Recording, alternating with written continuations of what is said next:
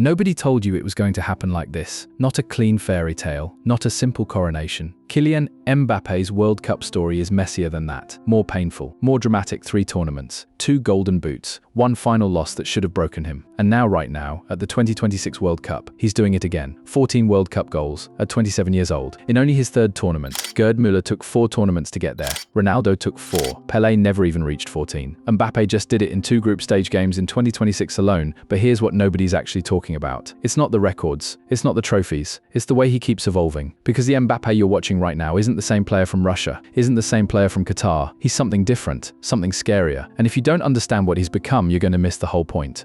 Let's just run the numbers because they're absurd. In 2018, 19 years old, 4 goals, World Cup winner, France's youngest ever scorer at a World Cup, first teenager since Pelé to score in a final. In 2022, 8 goals, Golden Boot, hat-trick in a World Cup final. The only player in history with 4 goals across World Cup final appearances. More than Pelé, more than Zidane, more than anyone. And now, he just dropped a brace against Senegal and overtook Olivier Giroud to become France's all-time top goalscorer. 58 goals for Les Bleus, sitting 3rd in World Cup history for total goals, 2 behind Messi, 2 behind Klose, and the tournament hasn't even hit the knockout rounds yet. These numbers aren't even what make him special. What makes him special is how he got them, because every goal came in a different version of himself, and that's what separates legends from just guys with a lot of stats. This is what people miss when they talk about Mbappe. They treat him like a static player, like he's always been the same guy doing the same things. He hasn't. There have been 3 completely different Mbappes at 3 World Cups, and each one was more dangerous than the last. Russia 2018.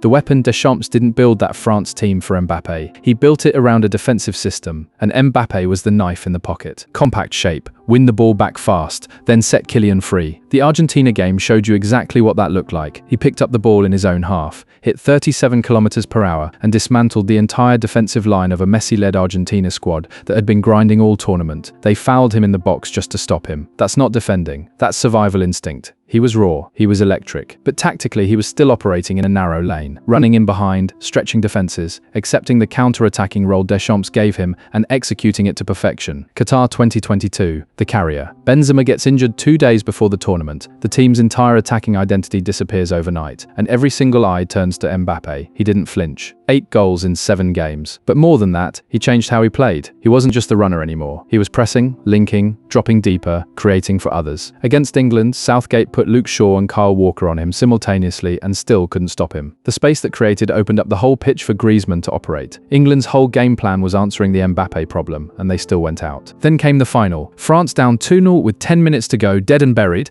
and Mbappe scores twice in 97 seconds. A penalty, then that falling volley into the corner. A hat-trick in a World Cup final, 3-3, and France still lost. That's the part that haunts this story. 2026. The machine, now he's at Real Madrid playing centrally as a pure number 9. 32 goals by January alone, including 4 in a single Champions League game. And against Senegal, you saw both worlds collide. A clinical first-time finish off a Michael Olise pass into the box. Control, placement, execution. 1 touch. Net. The evolution is real. Nah, I know what some of you are thinking. He lost 2 finals. He choked. He's overrated. Messi is still better. Let me deal with this properly. Mbappe in 2022 did everything humanly possible. 8 goals, a hat-trick in the final, and his teammates still missed their penalties. You cannot hold that against him. And the just a runner argument? Dead. Buried. He just became France's greatest scorer of all time at 27 years old. Running can't do that. He plays through lines now. He creates from deep. He finishes with both feet, from distance, on the volley, under pressure. As for the Messi comparison, that debate is going to find its answer right here. In 2026, if Mbappe wins this tournament, he has 2 World Cups. Messi has 1. The conversation changes permanently, and there's nothing anyone can do about it. You want to understand Mbappe? Don't just look at the goals. Look at the games where he controlled the outcome without even finishing. The 2022 England quarter-final. Mbappe didn't score, but Southgate was so frightened of him that England played with a back 5 designed entirely to handle 1 man. That shape handed Griezmann time on the ball. It created Tchouaméni's thunderbolt. England's whole game plan was answering the Mbappe problem, and they still went out. That's a different kind of dominance. That's control. The Morocco semi-final. 4 minutes. He went past 3 defenders on a dribble and laid off the winning goal. In a semi-final, when the whole world was watching Morocco's fairy tale run, Mbappe didn't care about the story. He ended it. And then the Argentina final. Down 2-0. Game over for most people. Score at minute 80. Score again at minute 81. 3-3 in extra time after another penalty. hat-trick, billions watching. Career on the line, and he just put the ball in the net like it was a training session. These aren't just goals.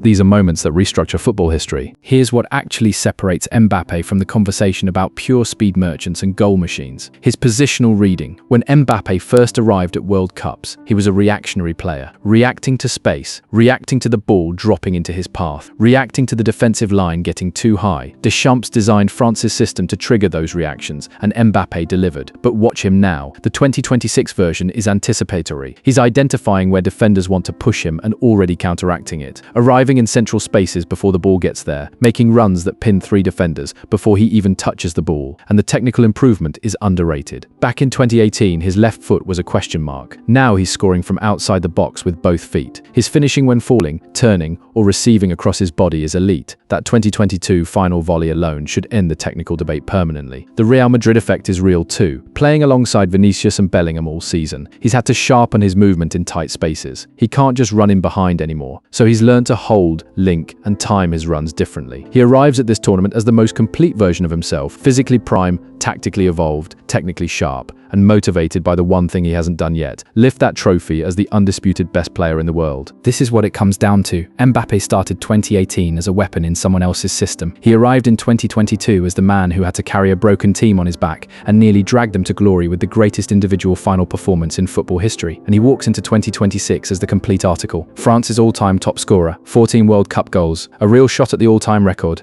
The monument is being built in real time, and we're all just watching it go up. If he wins this, if France go all the way in 2026, the conversation stops being about who he can become. It becomes about where he already sits, above Zidane, in the conversation with Messi, in a category that only 2 or 3 players in the history of football have ever occupied. Some players have talent, some have trophies, some have moments. Mbappe is building something that has all 3, and he's only 27. This World Cup isn't the end of the story. It might not even be the halfway point. But right now, in North America, in 2026, Kylian Mbappe is building a monument, not a career, and the whole world is watching.